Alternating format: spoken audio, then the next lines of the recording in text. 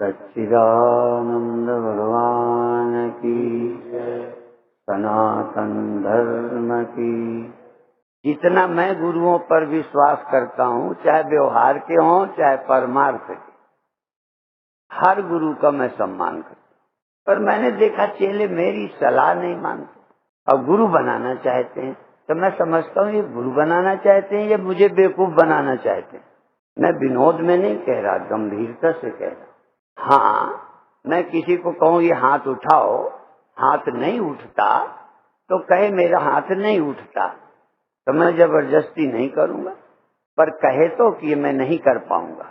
यदि कहीं गलती से अनुमान लगाकर मैं कोई सलाह दूं और आपके लिए कठिन हो तो कहो कि ये कठिन है, पर आप मन से छुट्टी मत लो, सलाह लो।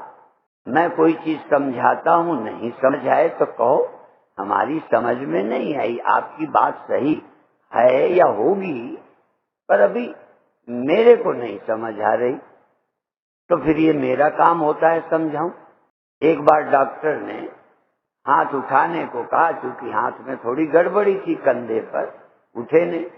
तब उसने तरीका भी बताया, इसमें तेल लगाओ, गरम गरम मलो, फिर धीरे धीरे उठाया करो, उठने लगेगा। पर मेरी को जरूरत थी और डॉक्टर ने सुविधा भी बताई। फिर कहते दीवार में हाथ रखा करो, धीरे धीरे दीवार के सहारे खिसकाओ, और दोनों में जब तक फर्क लगे तब तक प्रैक्टिस करना। इसका मतलब एक हाथ जितना जाता है दूसरा क्यों नहीं जा रहा, इसका मतलब रोग है। अभिप्राय ये है कि 100% किसी को गुरु मानना उस विषय में। अब जैसे ये है, इनको भी कहता हूं मैं कि तुम और जो ज्यादा ट्रेंड है उनको गुरु मानो, वे भर रहे हैं ना, इनको भी अभी गुरु की जरूरत है। ऐसे लोग एक्सपर्ट हैं कि उनका भरा हुआ, उनका ढंग बहुत अच्छा है, हर विषय में थोड़ी बहुत नॉलेज रखते हैं, हर विषय के एक्सपर्ट होते हैं। इसीलिए जो जितना ही निपुण हो उस विषय में उसी से राय लेना। अभी हम थोड़ी सी चर्चा करके ध्यान कराएंगे। जैसे इतना अंधेरा हो कि रस्सी का जरा भी पड़ी हुई है तो जरा भी न दिखे, तो कौन अंधेरे में पड़ा है, बोलो, रस्सी। रस्सी अंधेरे में पड़ी है तो जरा भी नहीं दिखती, जरा भी न दिखे तो सांप भी नहीं लगे, पेशाब भी नहीं लगेगी कि पेशाब कर गया कोई, ये भी नहीं लगेगा कि पृथ्वी दरार दे गई। ये सब भ्रांति कब होंगी, बोलो, जब रस्सी थोड़ी थोड़ी दिख जाए, पूरी दिख जाए नहीं, सही दिख जाए नहीं, थोड़ी थोड़ी दिख जाए, धुंधली दिख जाए तो कुछ भी दिख जाएगा। तो आपको अपना मैं जब पूरा नहीं दिखता, आपको अपना मैं सही और पूरा नहीं दिखता, तब आप अपने को जन्मते मरते देखने लगते। जब आप थोड़े थोड़े होते हैं, थोड़े थोड़े अधूरे होते हैं, तब सारा संसार होता है। यद अज्ञानात् अभूत द्वैतम, जिसके अज्ञान से, धुंधले ज्ञान से, यद अज्ञानात् अभूत द्वैतम, जिसके ठीक न दिखने से द्वैत है। द्वैत माने मैं हूं, यह है, मैं और यह।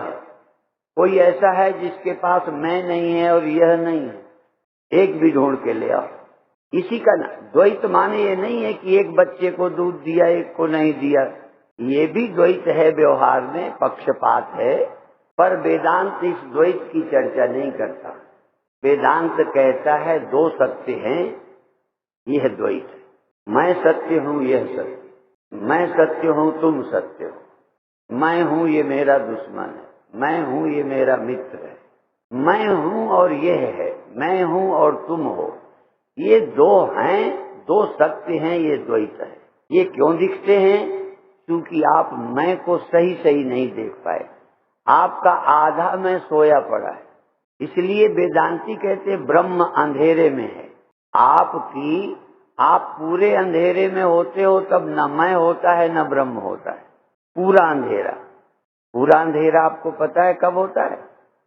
गहरी नींद, जहाँ न मैं होता है, न ये होता है और न ब्रह्म होता है, जहाँ तीनों का पता न हो, न ब्रह्म का, न मैं का और न यह का। ऐसा होता है कि नहीं? नहीं होता हो तो बता देना, पीछे पीछे मत कहना कि आपकी बात हमें समझ नहीं आ। मैं समझाने आया हूँ, बस तुम बेईमानी मत करना, झूठ मत बोलना तो समझा दूंगा। तुम्हारा निजी अनुभव है कि एक समय मुझे मैं का भी पता नहीं होता, और जब मैं का पता नहीं होता तो यह का भी पता नहीं होता, और उस समय मेरे लिए ब्रह्म नाम की भी कोई वस्तु, मैं नहीं कहता होता ना होगा, होता होगा, पर एक समय वो आता है जब मैं हूं ये मुझे लगने लगता है। जिसको मैं हूं न लगता हो वो बता दे।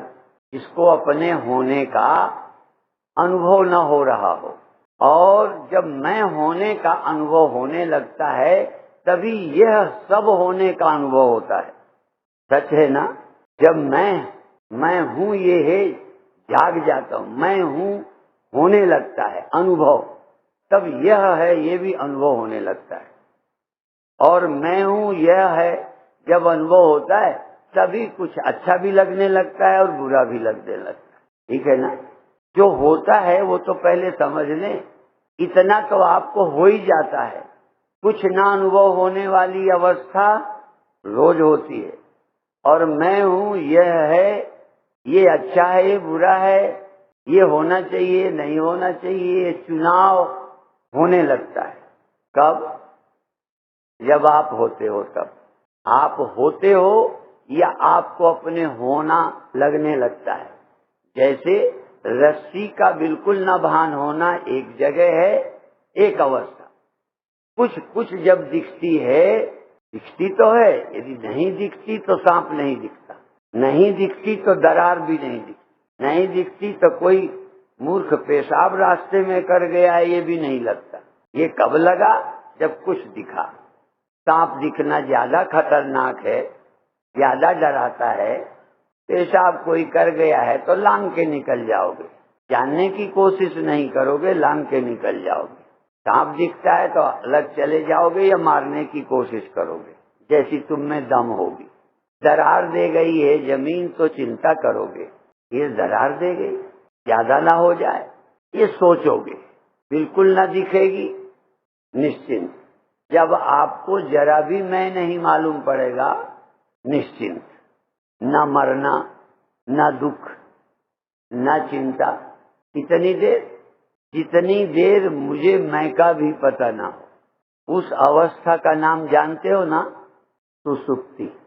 किसी मूर्ख को ले आओ, उससे पूछो गहरी नींद में तुझे कोई चिंता थी? क्यों नहीं थी? क्योंकि उस समय मैं ही नहीं दिखता था। अब चिंता क्यों है? क्योंकि मैं सही नहीं दिखता। मैं दिखता तो है पर अब मैं सही नहीं दिखता, कुछ का कुछ दिखता है। अब जो कुछ का कुछ दिखता है तुम्हें सही दिखता है। जिसको भी सांप दिखता है उसको अपनी समझ में तो सही ही दिखता है, जिसको जो दिखता है वो सही दिखता है। तुमको भी जो दिख रहा है आपको लगता है गलत दिख रहा है, नहीं दिखना समझ में आ गया। अब ये जो दिख रहा है ये गलत दिख रहा है, ये समझ में नहीं आ रहा। ये गलत क्यों दिखता है? क्योंकि सही नहीं दिखता। तो अब क्या करना है? गलत न दिखे, पहले मानो कि ये गलत दिख रहा है। किसी गुरु के कहने से मान लो, तो फिर उससे पूछो फिर सही क्या है स्वामी जी, हमें दिखाओ। फिर मैं क्या हूँ सही ये बताओ। यदि मैं आदमी नहीं हूँ, मैं मरता नहीं हूँ, ये द्वैत नहीं है, अनेक सत्य नहीं है, कोई समस्या नहीं है, तो क्या मैं देखूं? तब हम कहेंगे तुम अपने को ब्रह्म देखो। तो कहोगे ब्रह्म कैसे देख लें? माने तुम अपने को पूरा देखो। थोड़ा देखे तो रस्सी का सांप, पूरा देखो तो क्या है? रस्सी। पूरा देखो तो तुम ब्रह्म हो, कम देखा तो तुम जीव हो, सीमित हो, क्षणिक हो, कुछ देर हो। ये सब जो दिखता है कुछ देर हूं, हो सदा।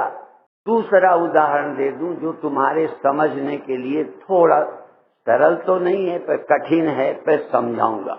एक समय है जब सागर पूरा सोया है, जब लहर सोई है तब समझो पूरा सागर सोया है।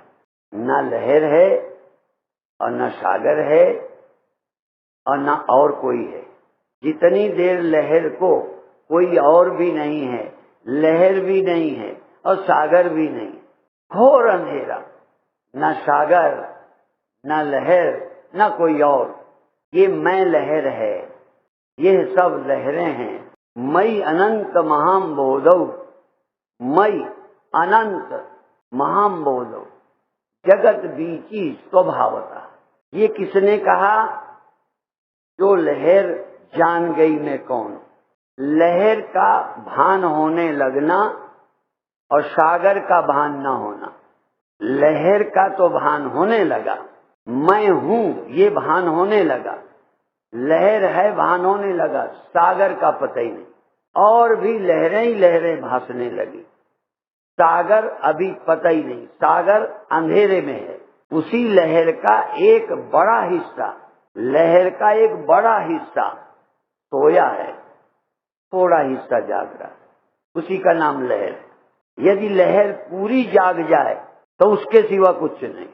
हम पूरे जाग जाएं, पूरी रस्सी क्लियर हो जाए, पूरी रस्सी क्लियर हो जाए तो सांप रस्सी में खो जाए, और रस्सी पूरी क्लियर न हो जाए तो रस्सी सांप हो जाए। मैं पूरा क्लियर ना हूं तो संसार खड़ा हो जाए, मैं बिल्कुल क्लियर जरा भी ना हूं तो सब गायब हो जाए, और मैं पूरा क्लियर हो जाऊं तो मेरे सिवा कुछ न रह जाए। पर ये आसान है। ऐसे पुण्यात्मा जो पुण्य करते करते गुरुओं से कुछ जानने की इच्छा हो जाए, उनका पुण्य सफल हो जाए। ऐसे दाता, ऐसे सेवक, ऐसे सहयोगी, ऐसे उदार मना, यदि ये उदारता के साथ इसके अलावा भी लगे कि स्वामी जी की सेवा के अलावा भी कुछ स्वामी जी से पाने लायक है, ऐसा यदि किसी के अंदर इच्छा पैदा हो जाए तो मैं समझूंगा कि आपके पुण्यों का फल उदय हो गया। पुण्यों के दो फल हैं, पुण्यों का फल मिल जाए यह एक है, और पुण्यों से जिज्ञासा पैदा हो जाए, ये पुण्यों का महाफल है।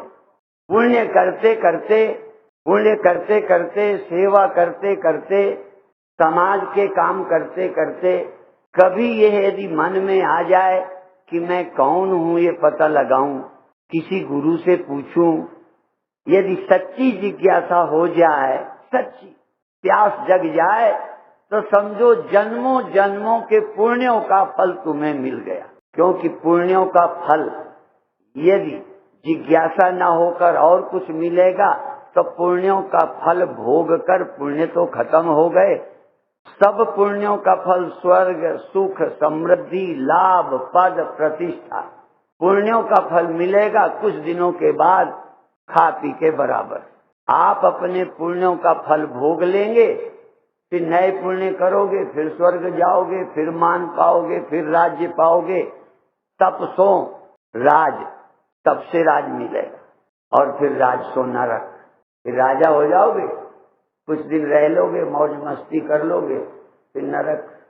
बार बार पुण्य करोगे, बार बार फल मिलेगा, हिसाब किताब खाते चुकता कर लोगे, होटल का बिल चुकता करो, जाओ।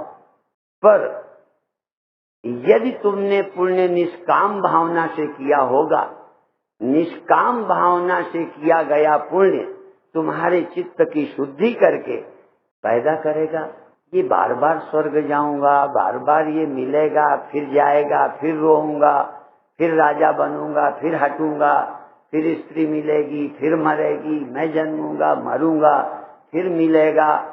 कहीं जिज्ञासा हो जाए कि ये सब क्या है मामला। यदि ये जिज्ञासा हो जाए तो समझो एक जन्म के पुण्य नहीं, जन्मों जन्मों के पुण्य का फल मिल गया। यदि तुम्हें जिज्ञासा हो गई, मैं कौन हूं ये जानने की जिज्ञासा, मैं कौन हूं जानता भी हूं, बिल्कुल नहीं जानते होते तो हमारी जरूरत नहीं थी, वो है गहरी नींद। जब जरा भी नहीं जानते हो तब कोई गुरु आपको आया समझाने? जरा भी तुम्हें जब ज्ञान न होगा, 100% अज्ञानी होगे नींद में, गहरी नींद में, क्या समझाना? वहां न तुम्हें मैं का पता है, न मृत्यु का पता है, न मैं का पता है, न दुख का पता है, न मैं का पता है, न दुश्मन का पता है, न सांप का पता है, न बिच्छू का है, न राजा हो न रंक हो। यदि मैं ही नहीं भान हुआ तो और कुछ भान नहीं होगा, और कुछ नहीं भान होगा, समस्या ही नहीं तो समाधान कैसे होगा? इसलिए गहरी नींद अच्छी होने पर भी, खतरे से रहित होने पर भी व्यर्थ है। अच्छा है कि कुछ तो जान रहे हो, और जो आप जान रहे हो यहाँ बड़ी समस्या है। जहाँ जो आप अपने को जान रहे हो वहीं तो मौत है। जहाँ हो, जैसे भी हो, जो कुछ भी हो, जानते हो ना कि मैं हूँ, दुखी हूँ, बड़ा हूँ, राजा हूँ, गरीब हूँ, स्त्री हूँ, पुरुष हूँ, पति हूँ, पत्नी हूँ, जन्मा हूँ, मरूंगा, ये जानते हो ना कि ये हमें जनाना है। कुछ जो जानते हैं उसी को गुरु की जरूरत है। जो कुछ नहीं जानते वहां गुरु भी बेकार है। कुछ जानते हो तो और थोड़ा जानो। कुछ दिखने लगा है कि ये सांप है, ये है, जरा और देखो क्या है। मैं दिखने लगा कि हूं, दिखने का मतलब तस्य भाषा, उपनिषद, तस्य भाषा सर्वम इदम विभाति। पहले वो भाषा, पहले मैं भास गया, मैं हूं, ये हुआ, मैं हूं तभी देह हुआ। पहले मैं हुआ तो देह हूं। मैं न पैदा हो, मैं न हो अनुभव में और देह हो जाओ, गहरी नींद में होके दिखाओ देह, संभव ही नहीं है। रस्सी बिल्कुल ही न दिखे, सांप दिख जाए। हाँ, रस्सी बिल्कुल ही न दिखे और सांप दिख जाए तो फिर वो असली सांप होगा। बिना रस्सी हुए यदि सांप हो तो सच्चा होगा। यदि बिना मेरे मैं के जगत हो तो फिर वो सच्चा होगा। और यदि मेरे होने से ही दिखा है तो ये ख्याल ही होगा। मेरे स्वप्न हुए बिना स्वप्न हो जाए तो सत्य। जो मेरे होने पर स्वप्न हुआ, मेरे खोने पर खो गया, वो सच्चा कैसे हो सकता? इसलिए मैं क्यों सोया कहलाता हूँ, मैं हूँ लगता हूँ, ये बहुत अच्छा है।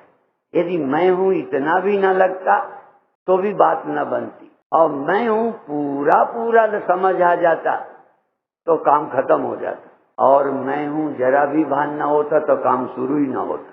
ध्यान रखो, मैं हूँ का भान हुए बिना काम शुरू नहीं हो सकता, और मैं हूँ का भान न होता थोड़ा भी तो समझने की शुरुआत नहीं होती। और मैं हूँ यदि समझ गए होते तो गुरु का काम खत्म हो जाता। उस दिन गुरु की जरूरत खत्म हो जाए। सचमुच एक बात आज फिर कह दूं, चाहे किसी कारण आ गए हो, आपका पुण्य तो उदय हुआ है। तुम्हें भी अंदाज नहीं होगा, तुम्हें अंदाज नहीं है। मैं जब छोटा था तो जब मैं बाद में साधु बन गया तो अध्यापक कहते थे आप पहले से ऐसे थे, पहले से। हमें पहले लगता था हम बच्चे जैसे सब थे वैसे ही हमें नहीं पता था। अध्यापक बाद में कहते थे तुम्हारी कुछ नेचर शुरू से भिन्न थी, ऐसे ही तुम अभी अपने को नहीं जानते हो, मैं तुम्हें जानता हूँ। तुम सचमुच भाग्यशाली हो। ये इतनी ऊंची विद्या सुनने का अवसर मिल गया है, चाहे तुम्हें भी पता नहीं है किस पुण्य से, पर जरूर कोई न कोई अज्ञात पुण्य तुम्हें यहाँ ले आया है। और यदि वो अज्ञात पुण्य प्रबल होगा तो इस रास्ते की शुरुआत हो जाएगी, चल पड़ोगे। और कई के मन बन गए हैं इस रास्ते में चलने के, इस बात के समझने के लिए अंदर से इच्छा हुई है। मैं नहीं कहता सबकी हुई होगी, पर हुई है। और जिनकी अंदर इच्छा होगी, कितने दिन उस इच्छा को दबाओगे? दाबी दूबी न रहे कस्तूरी की बास, इच्छा दबाई नहीं जा सकती। जब काम वासना जगती है तो घर के छिपाने, दबाने पर, मना करने पर भी कोई न कोई रास्ता निकाल लेता है। आपको इच्छा ले ही जाएगी।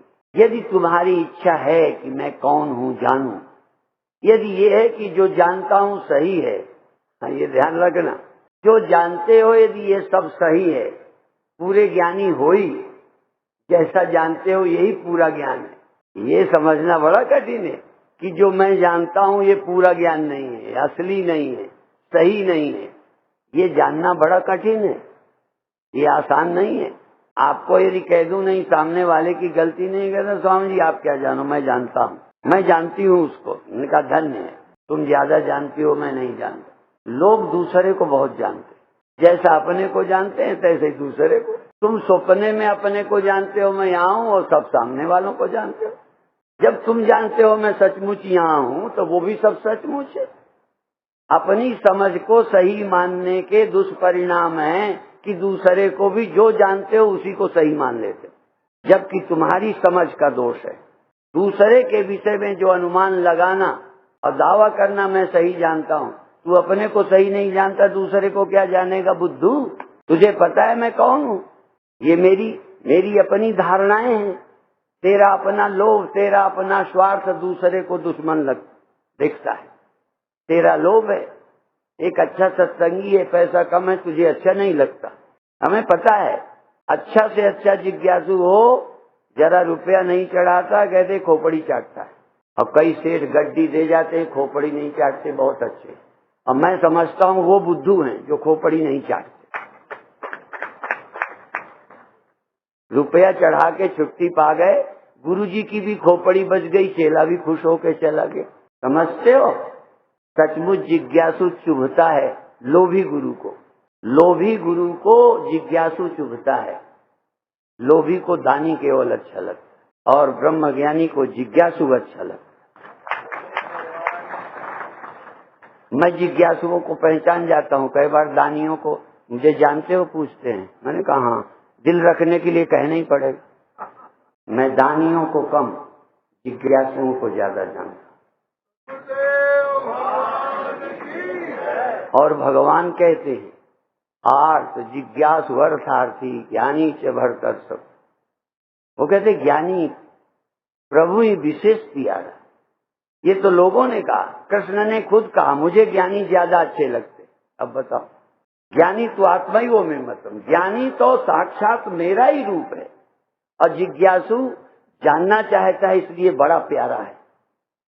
जान गया है वो तो उसमें और मुझ में रंचक भेद नहीं है। भगवान कहते मुझ में और ब्रह्म ज्ञानी में जरा फर्क नहीं है, भगत क्या कहूं उसे। और जो मुझे जानना चाहता है वो भी मेरा प्यारा भगत है। और जो दुखी हैं, मुझे पटाते रहते हैं, वो भी मेरे भगत हैं। देखो गीता की बात है, भगवान की। ठीक, मेरा भी सोच यही है कि जो ज्ञानी है, ज्ञानियों से मैं क्यों खुश हूं, अब मैं अपनी बता दूं। ज्ञानी मरता भी होगा तो नहीं कहेगा गुरुजी आपकी शरण आए थे, हमें क्या मिला।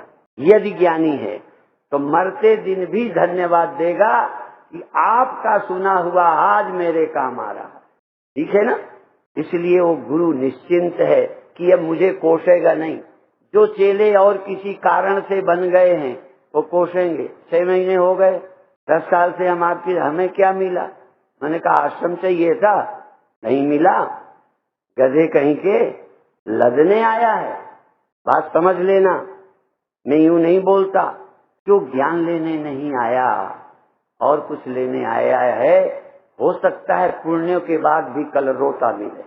पर यदि जिज्ञासु है तो ज्ञान की ओर पर चल रहा है, ज्ञान के रास्ते पर। और यदि जान गया है तो अभी उसे पता है कि अब मृत्यु और जन्म के ख्याल को आपने मेरे अंदर से काट दिया है, अब दुख रह क्या गया है। और अब गुरुजी आपसे पाना बाकी क्या रह गया है। अब केवल धन्यवाद देते हैं। इतनी सीमा तक जब जाओगे ना, तो देखो मृत्यु के समय तुम ना भी बुलाओ तो आने में मुझे हिचक नहीं लगेगी। सच, मरते समय यदि तुम ज्ञानी हो, तुम ना बुलाओ ना, तो मैं जाके जाऊंगा। ठीक हो, तो आपकी बड़ी कृपा। मैं उनके सामने पढ़ने से डरूंगा, जो कहेंगे तो मैं मर रहा हूँ, आशीर्वाद दो। मैंने अब क्या तू जिंदगी भर दिया, वो तुझे मिला नहीं, अब मैं क्या दे दूं। समझते हो ज्ञान किसे कहते हैं। ज्ञान उसे कहते हैं कि प्रलय ना व्यथंती, इसे ज्ञान कहते हैं। तैयारी हो, जिज्ञासु हो जाओ। जिज्ञासु, ज्ञानी तो बाद में। जिज्ञासु हो और तुम्हारी जिज्ञासा तब तक, जिज्ञासा की आग तब तक ठंडी न पड़े जब तक मैं ब्रह्म हूँ समझ में ना आ जाए। मैं ब्रह्म हूँ, जन्म और मृत्यु और नानक तो एक फाल्स है, स्वप्न है, एक वो ब्रह्म द्वितीयो नास्ति। जब तक ये समझ 100% क्लियर ना हो जाए, ये जानने की इच्छा, आश्रम में सुविधा न मिले तब भी ठंडी ना हो, हमारे चेले तुम्हें सम्मान न करें ठहराने में तब भी तुम्हारी जिज्ञासा ठंडी ना हो, नहीं तो एक बात में ठंडी हो जाएगी, मैंने कान पकड़ लिया, अब नहीं आएंगे।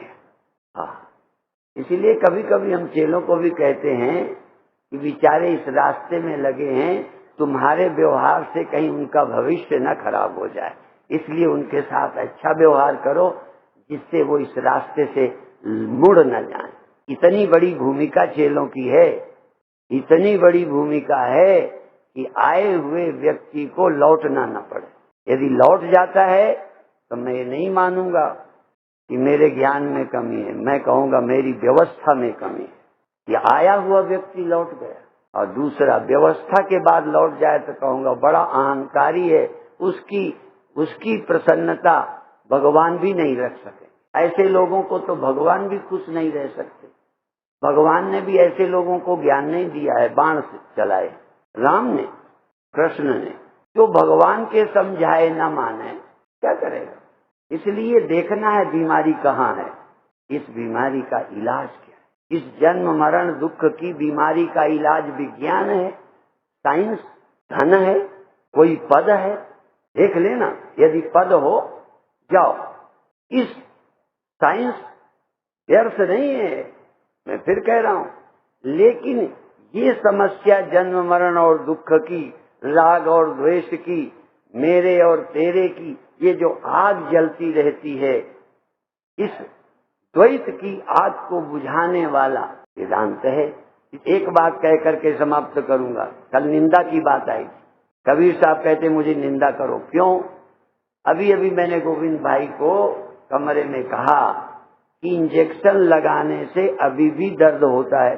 सयाने लोगों को दर्द तो नहीं होता, अच्छा बच्चे को, बच्चे में तुम में क्या फर्क है कि तुम उस दर्द को अपने लाभ के लिए खुशी से तैयार हो, बच्चा जबरदस्ती। तो जो साधना मान अपमान लाभ हानि बच्चे की तरह पहले जबरदस्ती झेलते थे, जबरदस्ती, अब उसे हम अपने कल्याण समझकर झेलने को तैयार हैं।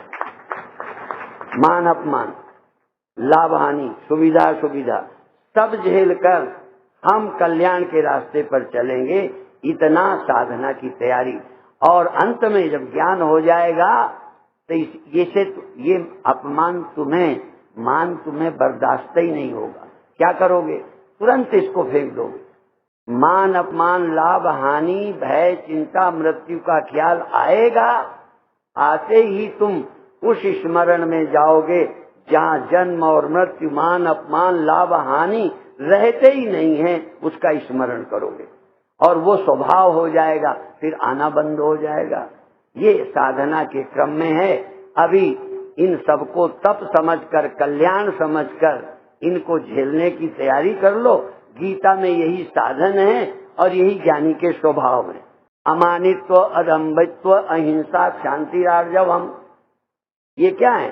साधक के लिए प्रयत्न है, ज्ञानी का ये स्वभाव है। अमानित्व अदम्भित्व, दंभ नहीं करता, पाखंड नहीं करता, अपनी प्रतिष्ठा जमाने के लिए कुछ नहीं सोचता। अदम्भित्व अमानित्व अहिंसा, अहिंसा सह जाती है, दूसरे को दुख देकर खुश नहीं होता। जो दूसरे को दुख देकर खुश होता है वो साधक नहीं है। इसलिए अमानित्व अदम्भित्व ये बीच साधक को प्रयत्न से रखना है, और सिद्ध का स्वभाव है। ज्ञानी को लगता है इसके बिना मोक्ष क्या है। इसलिए आप इस रास्ते पर चलिए और अभी सूचनाएं सुनिए, दूसरी सभा में प्रवचन के साथ ध्यान करा देंगे।